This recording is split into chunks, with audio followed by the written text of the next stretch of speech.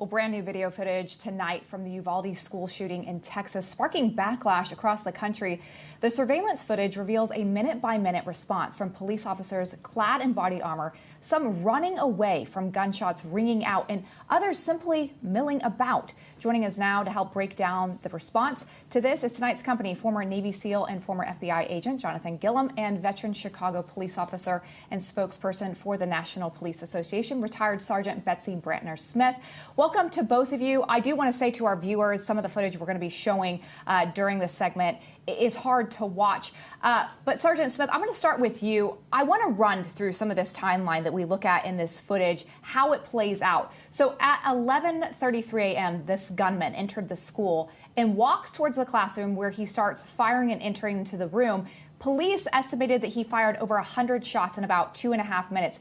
3 minutes later, the first wave of police officers go in, but they wait for a few minutes before they approach the classroom. The crazy thing is, after this, the video shows the officers running away from the gunshots. I mean, what should they have done here? It seems odd that they're running away. Well, let's remember, we don't know the whole story yet, and this video should have been accompanied by leadership telling us exactly what is happening, what's being said on the radio, what those officers knew when they went in. But those officers, it looks like they took a few seconds to get it together and approach that classroom. That was the right thing to do. But then when the shooting starts, they ran down the hallway. And again, we don't know what they know. We don't know what they saw. We have the benefit of hindsight bias. And so we know now, though, that they ran. We don't know why. But look, here's the thing. We don't know how they were trained, but most police officers, and I've been through a lot of active shooter training, would have stayed there and engaged that shooter immediately. So, Jonathan, I want to continue with the video for a second. It shows more heavily armed officers entering the school 19 minutes after the gunmen walk in. And for more than 20 minutes, they're standing in the hall area. They don't start approaching the classroom until 48 minutes in. I just get what the sergeant said, right? But I'm still... I just don't understand why there's not, like, what is preventing them from approaching any time before that? Well, I'd say it's two things. I think Betsy hit the nail on the head there when she's talking about the training. I mean, you can clearly see that from the very beginning of this video, the school has not been properly trained, which means law enforcement and the administrators have not done their job in preparing their school for such an incident. Law enforcement, the responders that got there first, the one thing they did right was they pressed forward as quickly as possible towards the shooter. But when the shooting started, their training, because most of this training is done in a very calm environment, whatever little training they had totally went out the window. They turned their backs on the threat and ran the other direction. So, there are a couple individuals there in the beginning that wanted to press forward, and I commend them for that.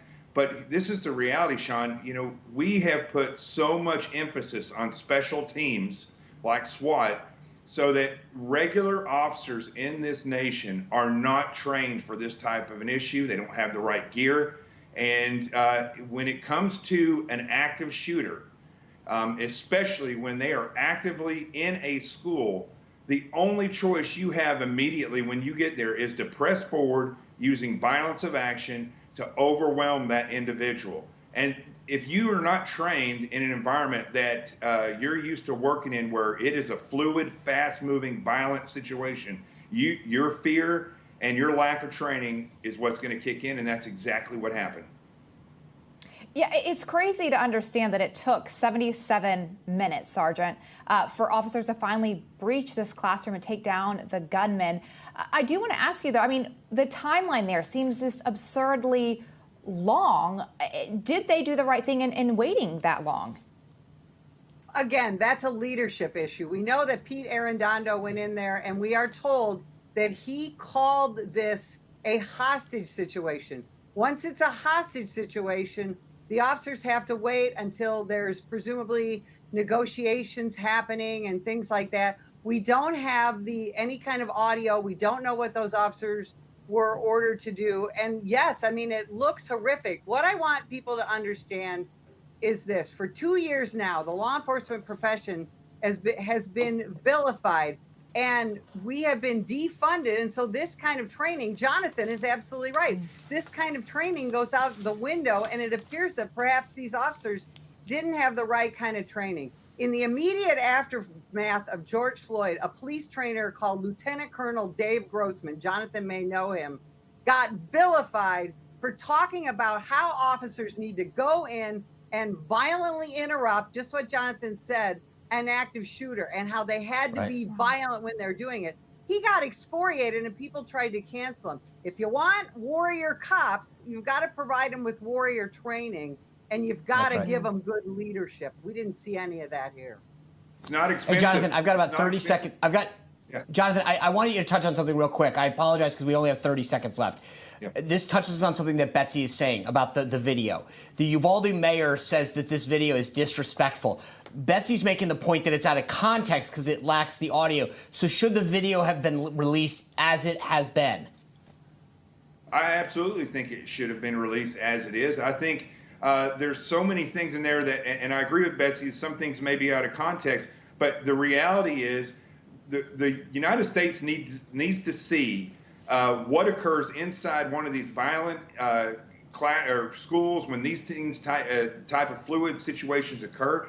And law enforcement needs to realize that putting on gear and looking cool is not the solution when it comes to a violent situation like this. You have to show up with more violence and more action and more streamlined training than the individual who's shooting. And I can guarantee you that guy didn't have a lot.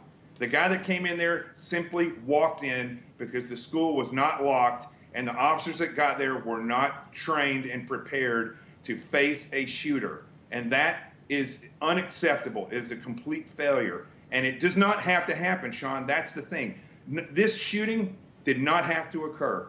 That kid could have been arrested multiple times before. That door could have been locked. Those teams of men that went in could have had training. And it really fell apart. If you really want to look at the very end, when the one group that enters, the rest of the guys in there didn't know what to do. It was a complete failure of tactical organization and operations. Betsy, real quick before we go, what kind of protocols would you have liked to see the surveillance footage go through? I would like to see it accompanied by audio and also accompanied by a police leader who was there, preferably Pete Arredondo, the chief, who was the scene commander, and explain to the media, those parents, and the American public what exactly happened. All right. Jonathan, Sergeant, good to see you both this evening. Thanks for breaking it all down for us. You got it. Thanks.